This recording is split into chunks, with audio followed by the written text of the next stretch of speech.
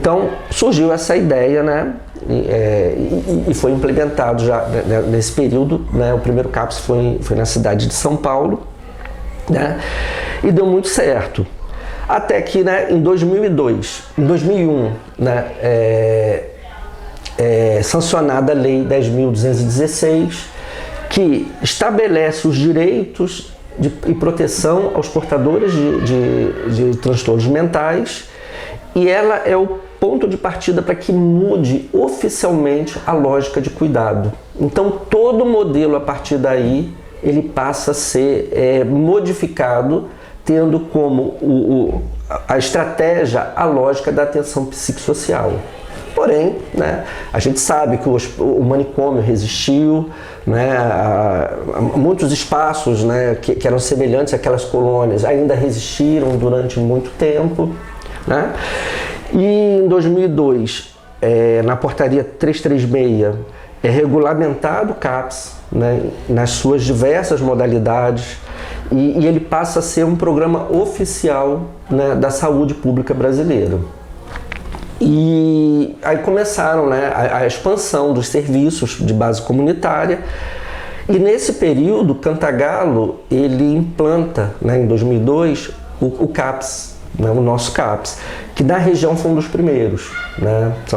Eram pouquíssimos nessa época, mas foi um período que teve muito incentivo, muito estímulo do governo, e durante uma década praticamente todos os municípios já tinham o seu CAPS, né?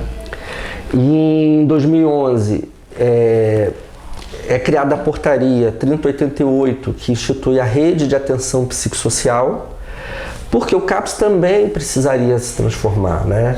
Ele de início ele vem como um dispositivo para substituir o manicômio. Então aquele paciente que estava lá anos e anos internado, que estava voltando para os seus territórios, porque o manicômio, né, gradativamente ele ia sendo fechado, ele tinha que ser recebido num dispositivo que fosse diferente e pudesse dar conta daquela necessidade, e principalmente a necessidade de reabilitação e reinserção na vida dele, na vida normal, vamos dizer assim. E quando vem essa portaria, né, em 2011, surge a lógica do trabalho, que é fundamental, que é o trabalho em rede.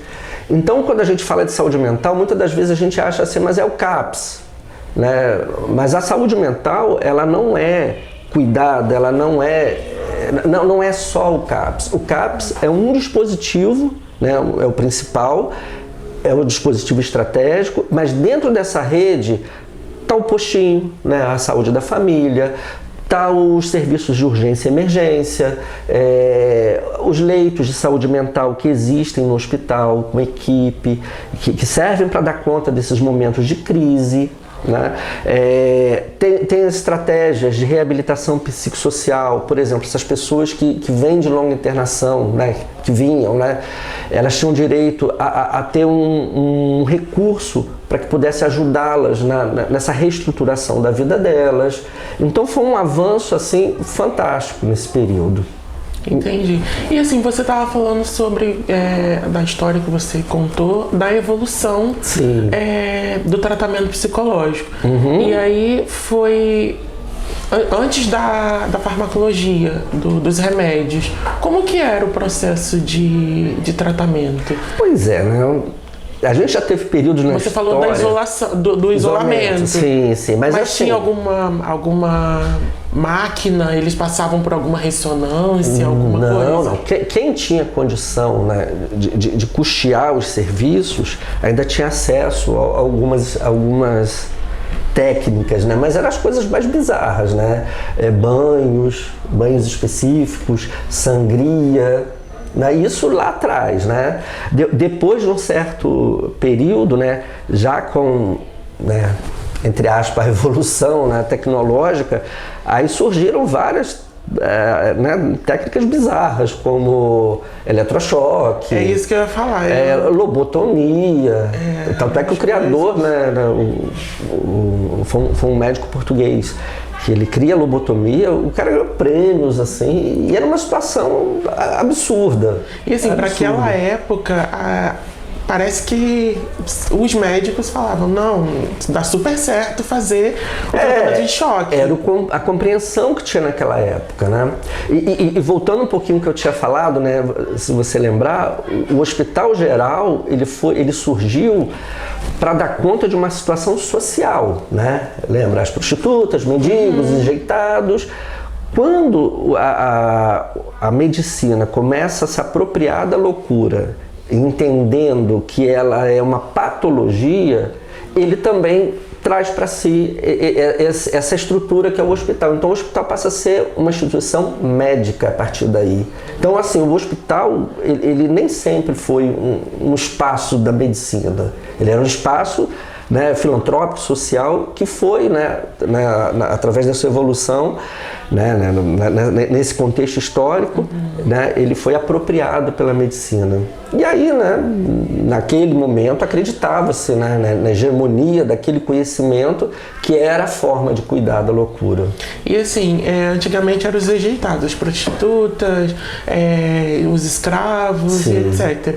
E hoje em dia, como que uma pessoa pode estar apta a frequentar o CAPS? Então, ela passa por algum encaminhamento, alguma análise psicológica? Sim, vou chegar. Como eu te falei, né, quando o CAPS surge, ele é um dispositivo para substituir a internação, substituir o manicômio. E esse movimento da reforma psiquiátrica, ele acontece até hoje, né? Então, assim, gradativamente, esses leitos de internação, leitos de isolamento, com essas práticas que a gente considera que são inadequadas, violentas, de pouco a pouco elas foram, né, deixando de existir, né? Então, essas pessoas voltavam e eram acolhidas nos CAPS, reintegradas. Durante muito tempo, às vezes no período de crise, elas retornavam para essas estruturas, né, de internação, estabilizavam, voltavam. Só que o que acontece?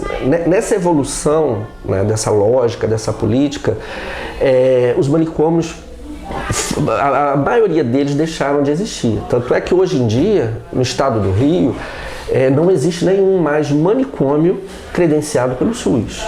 Né? O último aqui, um dos últimos é o que a gente tinha na nossa região, a Santa Lúcia, e não existe mais. Então, assim, aquele paciente, né, que aqui a gente chama de usuário do serviço, né, que era de longa permanência, que passava muitos anos e precisava desse trabalho de reabilitação, esse paciente não existe mais, porque ele já saiu, ele já está reintegrado, então ele já está vivendo na comunidade. Então o CAPS também precisou evoluir. Né? Não dava para ficar naquela posição engessada de só como um dispositivo substitutivo do manicômio. A gente precisava evoluir também. E o CAPS acabou se abrindo. Né? Então, até um tempo atrás, né? Qualquer pessoa que tinha algum sofrimento psíquico, quando precisava procurar um serviço, tinha duas situações, né? Era o ambulatório, que é aquele sistema, né, de que você vai lá e consulta de tempos em tempos. Muitas das vezes, infelizmente, às vezes é uma lógica de só trocar receita, mas que não existe aquele acompanhamento sistemático. E o CAPS, que já traz essa proposta, né, de acompanhamento, gerenciamento do cuidado na vida cotidiana, equipe multidisciplinar, não só médico. Então isso conviveu também durante muito tempo. E nos momentos de crise, quando ainda tinha o hospital psiquiátrico, né, essas pessoas eram encaminhadas. Esse saiu, já não tem mais. Então, para dar conta dessas transformações, o CAPS também precisou se abrir. Então, hoje, qualquer pessoa que passe por um sofrimento psíquico, ela vai ter espaço no CAPS. Então, existem no CAPS diversas atividades, diversas propostas.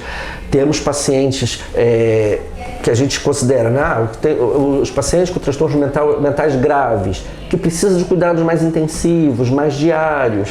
Mas também tem os atendimentos aqui dentro, que são um pouco mais parecidos com aquele, né, nível ambulatorial. atende criança, então qualquer pessoa com sofrimento psíquico, ela vai ser acolhida no CAPS. Muito bem. E com relação aos desafios que vocês enfrentam diariamente, né?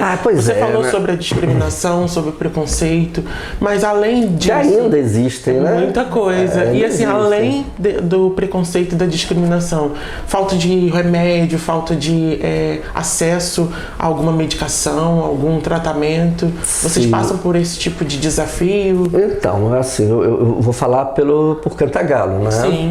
A gente, em termos de estrutura nesse sentido, a gente tem algumas situações que a gente precisa sim avançar, precisa melhorar. Mas, por exemplo, medicação, a gente não tem problema com medicação. Hoje a gente tem um déficit de profissional de apoio